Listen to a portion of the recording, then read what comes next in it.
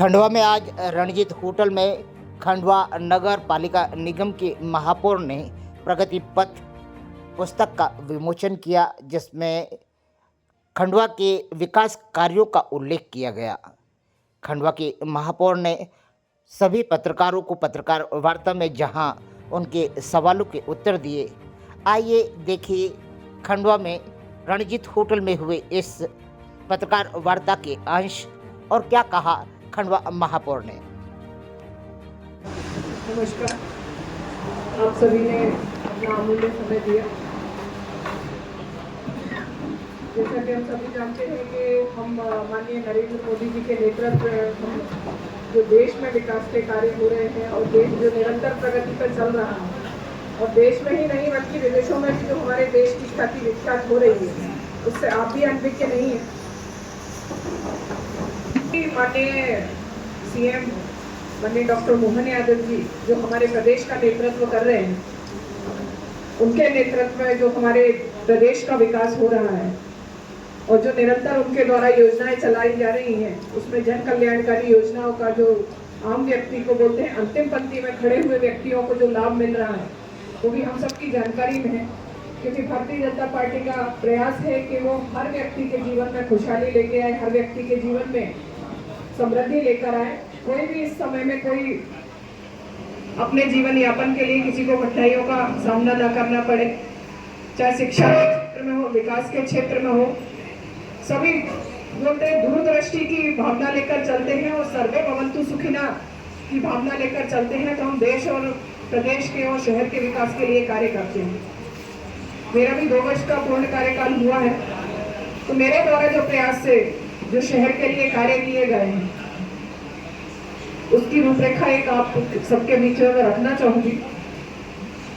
एक कार्यकर्ता होने के नाते मैंने भी माननीय प्रधानमंत्री जी की और मुख्यमंत्री जी जो हमारे देश और प्रदेश का नेतृत्व कर रहे हैं, उनकी भी पद चिन्हों पर चलकर अपने शहर के लिए कुछ अच्छे कार्य करने का प्रयास किया है, जिसमें कि हमारे श्रद्धेय अटल बिहारी वाजपेयी जी की प्रतिमा जो काफी समय से अटल सरोवर में हम लगाना चाह रहे थे, क्योंकि अटल सरोवर तो काफी समय से बना हुआ था, लेकिन वहां पर मूर्ति स्थापना का काफी समय से अटका हुआ था, जिसको हमने 43,66,000 की लागत से हमने वो मूर्ति का वहां निर्माण करवाया और बड़े ही भव्य रूप में वह मूर्ति बनकर लगी है। उसके साथ ही उनका नीचे कॉरिडोर भी बनाया है, जिसमें कि हम अटल बिहारी वाजपेयी जी के जीवन से जुड़ी हुई कुछ झलकियां वहां पर हम देख सकते हैं, उनके जीवन चरित्र के बारे में हम थोड़ा सा समझ सकते हैं।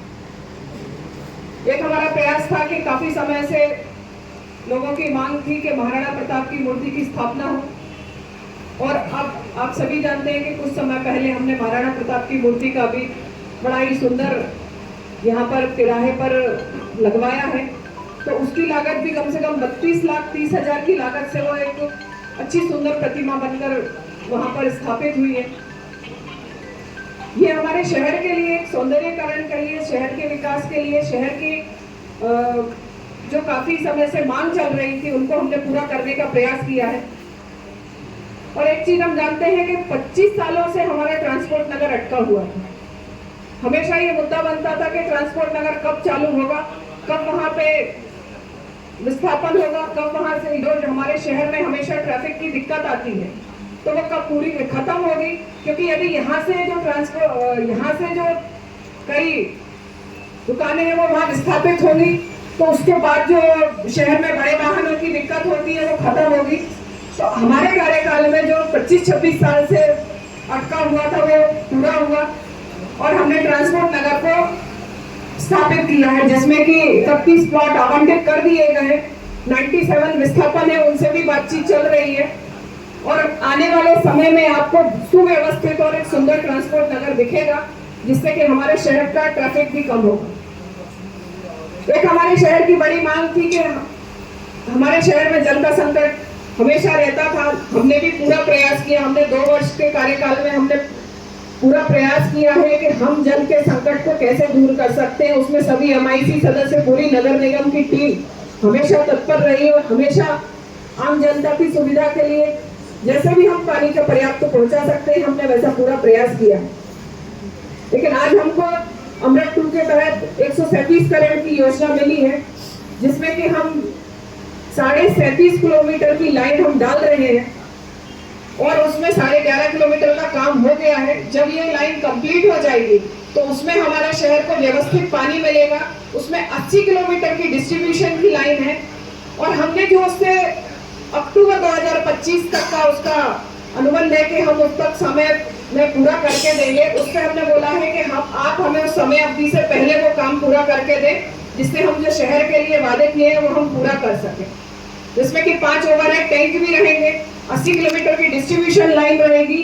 तो जिसमें जो क्षेत्र आज हम सुनते हैं कि उस कॉलोनी में लाइन नहीं है, नर्मदा जल की लाइन वहां तक पहुंची नहीं है, तो जो क्योंकि अब शहर बढ़ रहा है, जिस प्रकार से शहर बढ़ रहा है उसे पानी की आपूर्ति भी करने में थोड़ी दिक्कतें आ रही हैं। तो हम चाहते हैं कि जो 80 किलोमीटर की डिस्ट्रीब्यूशन लाइन डलेगी उसमें हम जितने भी एरिया हमारे शहर का पूरा हम कवर करने का प्रयास करेंगे और निश्चित ही हमारा विश्वास है कि हम उसको पूरा करके दिखाएंगे। हमारा 1 लाख गहरीकरण का सौंदर्यीकरण का प्रयास है, जिसके लिए हमको, क्योंकि वो एक हमारे शहर की मध्य की जगह है, जो हम इंदौर रोड से आते हैं उससे भी हमें मतलब एक शहर की सुंदरता बढ़ाने का हमारा प्रयास है, जिसके लिए हमने 2 करोड़ की कार्यादेश जारी कर दिए हैं। एक हमारे शहर में बड़ी समस्या होती थी कि जल भराव की स्थितियां बनती थी, क्योंकि कई नाले काफी समय से पड़े हुए थे जिनमें काम नहीं हुआ था, व्यवस्थित नहीं बने हुए थे और हमेशा बारिश में ये दिक्कत रहती थी कि वो जल भराव की स्थितियां बनेंगी और कई कॉलोनियों में पानी भर जाता था। उसके लिए हमने 20 करोड़ की लागत से शहरों में नए नालों का निर्माण किया है। लगभग 80% नालों का कार्य पूर्ण हो गया है। जो थोड़े बहुत बचे हैं उनको बारिश के बाद उनको कार्यों को पूर्ण किया जाएगा। एक हमारी समस्या रोडों की भी थी, जिसमें कि हमने कायाकल्प के द्वारा 11 करोड़ की कायाकल्प के द्वारा हमने डामरीकरण की 8 करोड़ 34 लाख की रोडों का निर्माण भी किया है। इसी कार्यक्रम में कायाकल्प अभियान के अंतर्गत सीमेंटीकरण की 7 करोड़ 27 लाख की रोडों का निर्माण भी किया गया, जिससे कि कई रोडों के काम चल रहे हैं, कई पूर्ण हो गए और आने वाले समय में कई रोडों का निर्माण हम आगे करने वाले हैं। एक हमारे शहर के मध्य स्थान में हम नगर निगम जहां अभी संचालित है, वो एरिया हमारे मार्केट एरिया के बीच में आता है, लेकिन अब हम नई भवन बिल्डिंग का निर्माण करने जा रहे हैं, जिससे कि 11 करोड़ से उसका काम भी शुरू हो गया है। वह 11 करोड़ की लागत से वह बिल्डिंग बनकर सुव्यवस्थित तैयार होगी, जिससे कि जो पुरानी नगर निगम की बिल्डिंग है वो एरिया खाली होगा। तो यहाँ हम नगर निगम की आय बढ़ाने के लिए मार्केट कॉम्प्लेक्स या मॉल तैयार करके सुव्यवस्थित तरीके से उसको वहां पर बनाएंगे, जिससे नगर निगम की आर्थिक स्थिति भी सुधरेगी और नगर निगम की आय भी बढ़ेगी। हमारे पास कई समय से हाउसिंग बोर्ड की कॉलोनियों की कुछ शिकायतें आ रही थी, वहां कुछ दिक्कतें आ रही थी, तो उनको भी हमने सुव्यवस्थित करने के लिए 1 करोड़ 72 लाख का काम किया है। और जो हमारे पास स्कूलों के लिए मत रहता है, उसमें जो शासकीय स्कूल आते हैं जिनमें जो कार्य कराने थे उनको हमने शासकीय स्कूलों में 1 करोड़ 72 लाख के कार्य कराए हैं अभी तक। संजीवनी क्लिनिक हमारे शहर में बनी थी, जिसमें कि 9 संजीवनी क्लिनिक हमारे शहर को मिली थी, जिसमें कि 6 का काम पूर्ण हो गया है और 3 बची हुई है, उनका काम भी चालू है और कई जगह जल्दी से जल्दी हम उनको पूरा करके उनको हैंडओवर करने वाले हैं। शहर के वार्डों में विभिन्न प्रकार के मूलभूत कार्य जो हमारे द्वारा किए गए हैं उनको 13 करोड़ 33 लाख की लागत से किया गया है। जैसे उसमें कंक्रीट रोड का निर्माण हो, 1 करोड़ 96 लाख की लागत से वो कार्य किए गए हैं। डामरीकरण रोड निर्माण कार्य 1 करोड़ 74 लाख की लागत से किए गए। WBM रोड के निर्माण किए गए हैं, जिसमें लागत 6 करोड़ 86 लाख के द्वारा वो कार्य किए गए हैं। कई जगह मांग चलती थी कि वहाँ गलियों में या कहीं पर भी पेवर ब्लॉक की आवश्यकता रहती थी, तो 1 करोड़ 3 लाख की लागत से पेवर ब्लॉक के कार्य भी कराए गए हैं। कई जगह नाली क्रॉसिंग की जरूरत थी, तो 1 करोड़ 72 लाख की लागत से वो कार्य भी कराए गए हैं। और वर्षा काल में जो क्षतिग्रस्त रोडें थी उससे पहले पैच वर्क का काम किया गया है, जो 42,17,000 की लागत के लगभग कार्य किया गया है। आप सभी को बताना चाहूंगी कि शहर के विकास के लिए अभी हमारे माननीय कैलाश विजयवर्गीय जी आए थे, तो उनसे हमने कुछ मांगे रखी हैं जो हमारे शहर के विकास के लिए जरूरी है। एक हमारे पास हमेशा समस्या आती है कि हम शेर चौराहे, जलेबी चौक से नगर निगम तेहराहे से लेकर रेलवे स्टेशन तक का जो रोड है, हमेशा उस चीज की कंप्लेन भी आती है कि हम वो रोड बार बार उखड़ जाता है, दिक्कतें आती है। तो हमने उसके लिए माननीय मंत्री जी से मांगा है कि हम उस रोड को भविष्य में पूरा कंक्रीट रोड बनाएं, जिससे कि ये समस्या हमेशा के लिए दूर हो जाए, क्योंकि हर बार बारिश में दिक्कत आती है और गड्ढे हो जाते हैं और बारिश में वो रोड सीमेंट ये डामरीकरण वाला उखड़ जाता है। तो इसके लिए हमने माननीय मंत्री जी से 15 करोड़ की मांग की है। नागचून तालाब और उद्यान मरम्मत के संधारण के कार्यों के लिए हमने 3 करोड़ की मांग की है, क्योंकि हम चाहते हैं कि हमारे शहर में एक ऐसा व्यवस्थित पार्क और सुंदर जगह हो जहां पर हम आ जा सके और हम अपने परिवार के साथ वहां अपना कुछ समय बिता सके। उसके लिए हमने माननीय मंत्री जी से मांग की है। मुख्यमंत्री पेयजल योजना के अंतर्गत अटल सरोवर जल शुद्धिकरण से एक चीज है कि हम नर्मदा जल तो लेकर आ रहे हैं, अमृत 2 के लिए हम बहुत अच्छा प्रयास कर रहे हैं कि हम उसको सुव्यवस्थित बनाएंगे और उससे हमारे शहर की 100% हम सोच कर चलते हैं कि 100% हमारे शहर की डिमांड पूरी होगी। लेकिन हमारे पास एक ऐसा स्रोत है जो हमारा अटल सरोवर का जो तालाब है। आप सभी जानते हैं कि हमारे यहाँ नहरों का काम लगभग पूर्ण हो गया है हमारे जिले में। कई अटल सरोवर के पास के ग्रामीण क्षेत्रों में वो नहरें आई हैं, तो हमने माननीय मंत्री जी से मांग की है कि उन नहरों को यदि हमारे अटल सरोवर में कनेक्ट कर दिया जाता है तो अटल सरोवर पूरे 12 महीने भरा रहेगा, जिससे कि हम उसमें जो हमारा लाल चौकी पे फिल्टर प्लांट है, उस फिल्टर प्लांट की अभी 3 से 4 MLD की कैपेसिटी है, हम उसको बढ़ा के वहां से यदि 7 से 10 MLD का बनाते हैं तो हमारा जो शहर का बढ़ता जा रहा है, निरंतर शहर की सीमा बढ़ती जा रही है, तो हम उसकी आपूर्ति के लिए हम कई वार्डों को उसकी वहां तक पूर्ति कर सकते हैं। तो इसकी मांग भी हमने माननीय मंत्री जी से की है। एक हमारी किशोर कुमार की समाधि के पीछे आप सब भी जानते होंगे, वहाँ काफी एरिया गवर्नमेंट लैंड खाली पड़ी हुई है, तो उस पर माननीय मंत्री जी से मांग की गई है। वहाँ एक सुव्यवस्थित पार्क बनाने का हमारा प्लान है, क्योंकि जो वहाँ पानी का भराव रहता है, जो दुनिया के उससे स्टॉप डैम जो है उसमें भी 12 महीने पानी भरा रहता है, उसको भी हम आने वाले समय में बनाने वाले हैं। हमने 30 करोड़ के मास्टर प्लान रोड के निर्माण के कार्यों के लिए भी माननीय मंत्री जी से मांगा है। और एक और हमने प्रयास किया है कि आप सभी जानते हैं शहर की सीमा निरंतर बढ़ती जा रही है और आज कई मैरिज हॉल बने हुए हैं या कोई गोदाम बने हुए, कई कॉलोनियां ऐसी बनी हुई हैं जिनसे नगर निगम को टैक्स प्राप्त नहीं होता है, लेकिन वो शहर में होने के बाद भी वो ग्रामीण क्षेत्र में आते हैं। तो हमने शहर की सीमा बढ़ाने के लिए भी बोला है कि यदि शहर की सीमा बढ़ेगी तो वहां से हमको टैक्स प्राप्त होगा, जिससे कि हम नगर निगम के कुछ कार्य कर पाएंगे। और हमारी जो बिल्डिंग काफी समय से अटकी हुई थी तो वो भी क्लियर हो गई है, उस पर भी हम एक कोई सुपरमार्केट या व्यवस्थित कुछ बनाकर उसमें हम नगर निगम की आय बढ़ाने का प्रयास करेंगे। और एक सबसे बड़ी चीज कि काफी समय से हमेशा मुद्दा बनता था, काफी समय से हर चीज वो सामने आती थी कि स्विमिंग पूल। तो आप सभी को मैं बता दूं कि आप सभी ने यदि वहां जाकर उस दिन माननीय मंत्री जी आए थे तो आप सभी भी वहां उपस्थित थे, आप सबने देखा होगा कि वो स्विमिंग पूल सुव्यवस्थित और बहुत सुंदर तरीके से बनकर आज तैयार हुआ है। उसमें से हमारे शहर से जो प्रतिभाएं जो स्विमिंग में अपना इंटरेस्ट रखते हैं, जो अंतर्राष्ट्रीय लेवल पर स्विमिंग में अपना नाम कमाना चाहते हैं, तो उनके लिए वहां पर व्यवस्थित स्विमिंग पूल बनकर तैयार हुआ है। और आज आप उसको जाकर वहां देख सकते हैं कि वहां सब सुविधा से युक्त, मुझे नहीं लगता कि शायद कम जगह ही इतना सुंदर और इंडोर वो पूरा स्विमिंग पूल बनकर तैयार हुआ है। और हमारे द्वारा ऐसे कई प्रयास हैं जो अभी आगे वाले समय में आप लोग देखेंगे कि हम शहर के लिए और शहर की जनता के लिए प्रयास कर रहे हैं कि हम शहर के विकास के लिए क्या कार्य कर सकते हैं और हम इसके लिए प्रयत्नशील हैं। आप सभी की रिंग रोड बाईपास की भी मांग चलती रहती थी, उसके लिए भी हमने माननीय मुख्यमंत्री जी से भी बात की थी।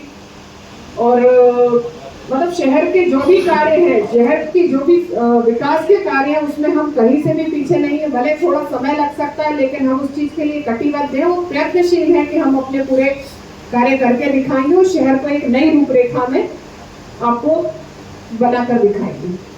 धन्यवाद। आप बोल रहे हैं कि विचार हो रहा है कि नहीं, चाहे माननीय सांसद जी हो, विधायक जी हो, सभी इसी काम में लगे हुए हैं कि हम अपने शहर को कैसे व्यवस्थित, एक अच्छा, एक बोलते हैं ना कि एक आदर्श शहर कैसे बना सकते हैं, उसके लिए सभी प्रयत्नशील हैं। आप देखिए कि आज हमारे यहाँ जो हमारे स्टेशन का जो विकास हो रहा है, तो माननीय सांसद जी का प्रयास है कि आज हमारा जो बढ़ रहा है, आज हमारा रेलवे स्टेशन और जो ट्रेनों की जो ट्रेनें रुकती नहीं थी, आज वो ट्रेनें हमारे शहर में रुक रही हैं। तो ऐसा सभी जनप्रतिनिधि इसी प्रयास में है कि हम अपने शहर को कैसे व्यवस्थित, सुंदर और एक आदर्श शहर बना सकते हैं, उसके लिए सभी प्रयत्नशील, कटिबद्ध हैं। मेरा सवाल है पार्क के डेवलपमेंट के लिए नागचो पार्क जो अटल सरोवर पार्क है, ये पहले भी काफी बड़ी राशि खर्च की जा चुकी है और बर्बाद हो चुका है। तो क्या आपको लगता है कि उसी जगह पर दोबारा इतनी बड़ी राशि खर्च की जाना चाहिए? इसकी जगह शहर में कोई नया पार्क भी डेवलप किया जा सकता है नई जगह पर, वो ज्यादा बेहतर होगा।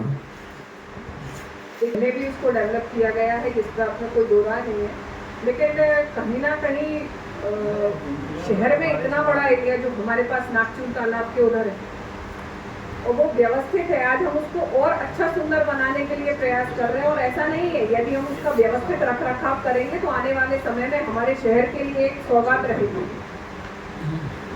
कुछ प्रयासों को देखिए ना, जैसे हमारे आनंद नगर जाते हैं हम लोग, तो वहाँ भी अब ये जो पहले शहर से आउट में आते थे, आज वहाँ पे इतने सुंदर सुंदर शोरूम वगैरह बने हैं, तो शहर से बाहर ही जा रहे हैं ना, क्योंकि अब शहर की सीमा के अंदर तो जगह बची ही नहीं।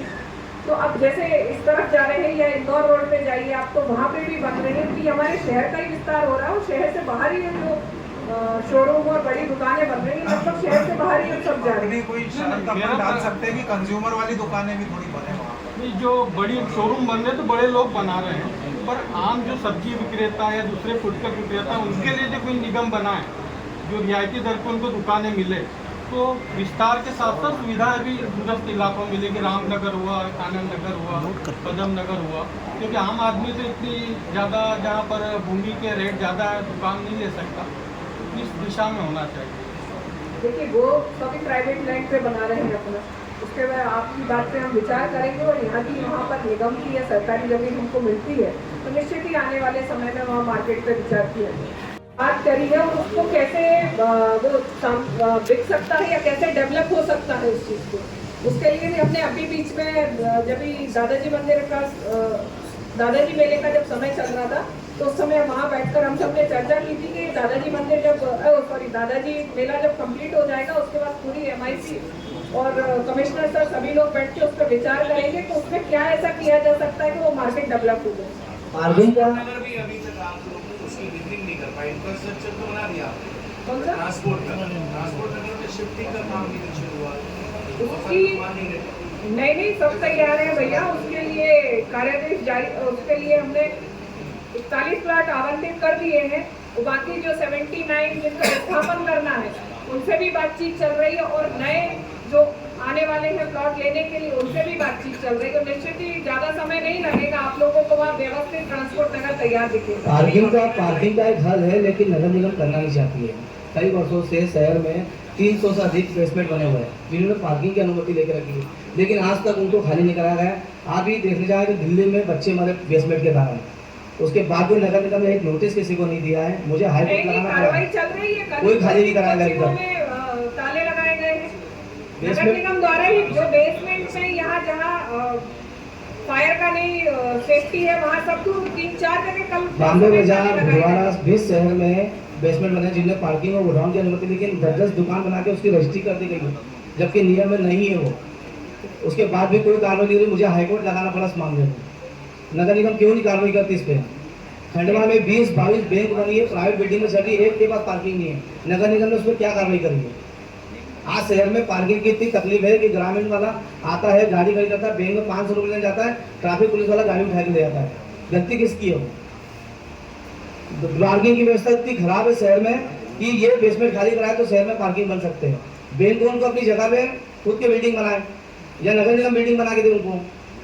इसके लिए सबको बुला के बैठा के एक बार चर्चा करेंगे। और एक चीज़ और मैं आपको बोलना चाहूँगी कि आप यदि हम एक व्यवस्थित जगह तैयार कर देते, यदि हम एक डिसाइड कर देते हैं एक जगह कि हमें अनाज मंडी में जाके पार्किंग करनी, एक सेकंड सुनिए गंभीर, मैंने तय कर दिया, मैं कल से फिक्स कर देती हूँ, सब जाके अनाज मंडी में अपना वाहन रखेंगे। आप लोग तैयार होंगे या शहरवासी तैयार होंगे? आप सब अपने मन से पूछिए कि तैयार होंगे कि आप जाके मंडी में गाड़ी रखेंगे और उसके बाद जाके आप शॉपिंग करेंगे? मंडी का तो ठीक है मैम, लेकिन ये जो बेसमेंट है वो क्यों नहीं खाली करेंगे, उसको पार्किंग बनाया जाए जिसने अनुमति पार्किंग की लेकर रखी है। नहीं तो उसको हम निकलवाएंगे और उसको पूरी कार्रवाई करेंगे। कार्रवाई हो रही है, मतलब हाईकोर्ट में मामला लगा हुआ, हाईकोर्ट में गुमराह जवाब दिया गया है। बिल्कुल कार्रवाई कराई जाएगी, ऐसा नहीं ये है। मानस तो हमको बनाना पड़ेगा लोगों का कि हमको पार्किंग जो है कहाँ पर करना है। एक मिनट, पार्किंग के लिए क्या है कि हमने अगर दधीची पार्क में पार्किंग बनाया तो वहाँ के लोग धीरे धीरे रखने लगे, उधर से जो क्राउड आता है वो ट्रैफिक वहाँ पर रुकने लगा। तो सहयोग नहीं मिलता है तब तक ऐसी कोई भी कंडीशन नहीं डाल सकती। आपका का सपोर्ट मिलता है तो क्यों नहीं हो सकती, सब चीज संभव है, ऐसा कुछ भी नहीं है। मानस बनाना पड़ेगा, धीरे धीरे बनेगा। बेसमेंट बनाया, उसकी 8 दुकान है, 8 दुकान की मालिक की गाड़ी, 8 नौकर की गाड़ी, 16 गाड़ी तो उसकी आ गई। आम पब्लिक गाड़ी कहाँ रखेगी? ये स्थिति बनी शहर की। हाँ तो वही बोल रही हूँ ना भैया कि यदि आम जनता, यदि वो दुकान वाले जाके हम जो पार्किंग बनाते वहाँ जाके वो खड़ी करे, तो वो यदि खरीदार आएगा तो वो अपनी गाड़ी खड़ी करेगा। पार्किंग स्थल बन जाएंगे ना, अगर उसके बाद भी खड़ी करते हैं पार्किंग स्थल, बाकी रूल्स को फॉलो करना पड़ेगा। नहीं तो रूल्स बनना चाहिए। अगर नहीं है तो उस दिन सब गाड़ियाँ उठेगी तो फिर वो अपने आप रखने लगेंगे अगले दिन से। क्योंकि बड़े शहरों में भी अगर ऐसा ही खरगोन जैसी जगह में हम चुके हैं। सिटी बस की योजना खंडवा शहर का विस्तार बहुत तेजी से हो रहा है, 10 से 12 किलोमीटर में हो रहा है। लोगों को काफी परेशानी होती है, तो नगर निगम खुद ही प्रयास करके सिटी बस शहर में लागू करें। पहले एक योजना बनी थी जिसमें 110 स्टॉप यहाँ खंडवा में चयनित किए गए थे। खंडवा और ग्वालियर को इसमें मिलाया गया था, 2 प्रदेश के शहर। तो ये सिटी बस योजना अगर लागू होती है तो बहुत अच्छा रहेगा शहर के हित के लिए। सर सिटी बस में क्या दिक्कत है कि पूरा एक्सप्लेन कर दें तो ऑपरेटर ने आउटसाइड के रूट को ले लिए पर पूरा क्लियर है, विस्तार रूप से आपको बता दें।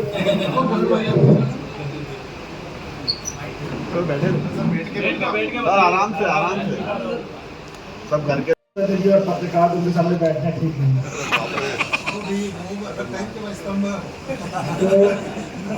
सबसे महत्वपूर्ण बात यह है कि जैसा सभी लोगों ने ट्रैफिक के बारे में अपना मत जाहिर किया है, निसंदेह प्रयास किए गए। जिस सेवा की आप बात कर रहे हैं वो हार्वर्ड स्पोक मॉडल के अंतर्गत सूत्र सेवा को ये काम दिया गया था, जिसमें 3 बसें शहर के अंदर चल रही थी और इंट्रा सिटी और इंटर सिटी 2 तरह के प्रोविजन थे, जिसमें गवर्नमेंट की सब्सिडी 1 टाइम थी और शेष सब्सिडी के लिए उनको शहर के अंदर बस चलानी थी। जो इंटरसिटी बस थी वो तो चल रही है वर्तमान में, चाहे 8 बसेस का संचालन लगातार सूत्र सेवा द्वारा किया जा रहा है, लेकिन इंटरसिटी बस में फिजिबिलिटी रिपोर्ट जो आई थी उस समय में मैंने डॉक्यूमेंट देखे हैं, उसमें उनका प्रॉफिटेबल मॉडल नहीं निकल रहा था, इसलिए वो बसेस की सब्सिडी भी उन्होंने क्लेम नहीं की और वो सरेंडर कर दिया अपना काम इंटरसिटी का था। जो दूसरे लेवल में प्रयास किया गया, बीच में इलेक्ट्रिक बसेस के मामले में आप लोगों ने बहुत सारे देखे होंगे, पेपरों में न्यूज आई थी, उसमें खंडवा नगर निगम ने भी अपना प्रस्ताव दिया है। हमने छोटी इलेक्ट्रिक बसेस के बारे में अपना प्रस्ताव दिया था इंटरसिटी के लिए, जो हमारे आउटर ऑर्बिट में जा सके, क्योंकि शहर के अंदर यदि हम एक सेवा और शुरू करते हैं तो शहर के अंदर की बेसिक नहीं है कि वहाँ से लगातार गाड़ियाँ निकल सके प्रॉपर। तो हमने 4 बसेस का अलग प्रस्ताव दिया था, जिसमें एक बस आपकी छगांव मकन तरफ जाने के लिए थी जो वहाँ तक जोड़ने की थी, दूसरी बस थी हरसूद रोड पे, तीसरी रोड थी हमारी रामनगर साइड से और चौथी बस थी जो हमारे इधर जोड़ेगी थी पटना रोड पे। ऐसे 4 में सेंट्रल पोर्शन के आसपास लाके छोड़ने की व्यवस्था बनाई गई थी। चूँकि पहले चरण के प्रस्ताव में इंदौर, भोपाल, जबलपुर, ग्वालियर को पैसे दे दिए गए हैं, सेकंड चरण में जब भी वो प्रस्ताव संख्या होगा तो खंडवा को भी सौगात मिल पाएगी। तो इसको हमारे शहर के लिए सौगात देंगे और हमारे शहर को जल्दी रिंग रोड बाईपास की सौगात मिलेगी। और क्योंकि सभी चाहते हैं कि हमारे शहर का विकास हो और हमारे शहर में कुछ कायाकल्प हो, तो हमारे लिए भी घूमने में गर्व हो। जैसा ट्रांसपोर्ट नगर है तो हमारे उसके लिए भी मुख्य उद्देश्य यही है कि जो बड़े वाहन हमारे शहर में आते हैं वो जब यहाँ से सोलाकोली से दुकानें हटेंगी तो वहाँ से बड़े वाहनों की आवाजाही बंद होगी, तो निश्चित ही हमारे शहर का ट्रैफिक कम होगा। तो ऐसा नहीं है कि आपको चिंता है, हमें नहीं, हमको भी उतनी ही चिंता है और हम उसके लिए पूरा प्रयास कर रहे हैं।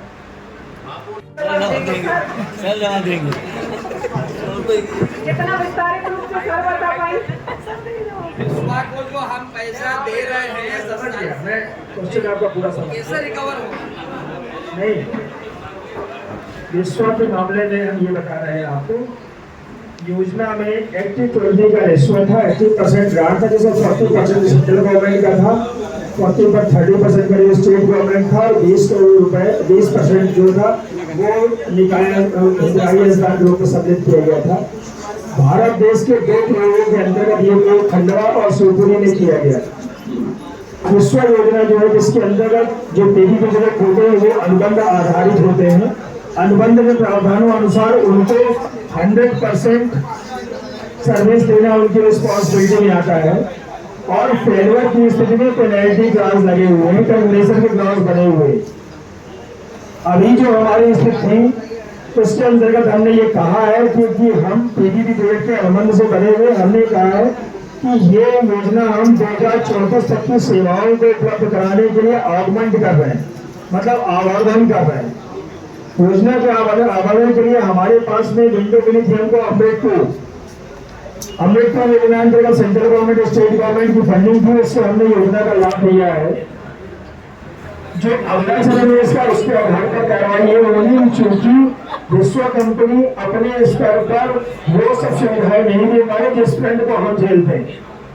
नियम के मुताबिक यदि आपने अपने घर के बाहर चौकीदारी का काम प्राइवेट आदमी को दे दिया तो इसके बाद चोरी होती है तो कौन जिम्मेदार होगा? यदि हमने वाटर सप्लाई नगर निगम ने एक प्रयोग के साथ आउटसोर्स कर दी तो पब्लिक एंड से लेकर हर चीज झेलना उनकी रिस्पॉन्सिबिलिटी, लेकिन प्रशासन नगर निगम में भी होते हैं।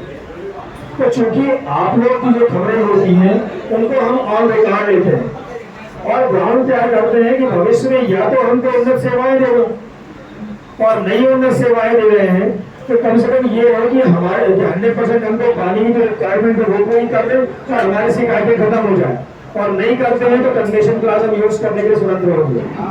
जहाँ तक आपने पाइपलाइन डलवाने की बात की, जो महापौर ने आप लोगों को ध्यान आकर्षित करना चाहा था, DI-39 पाइप हम डलवा रहे हैं जो इंडिया का टफेस्ट पाइप है और वो भी हमने खेड़ी के पास से मतलब बाद में लगाकर ऑपरेशन में लिया है।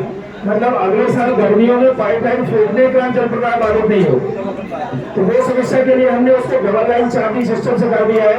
यदि आवश्यकता भविष्य में पड़े तो कोई भी लाइन में प्रॉब्लम हो तो दूसरी लाइन को कनेक्ट कर सके।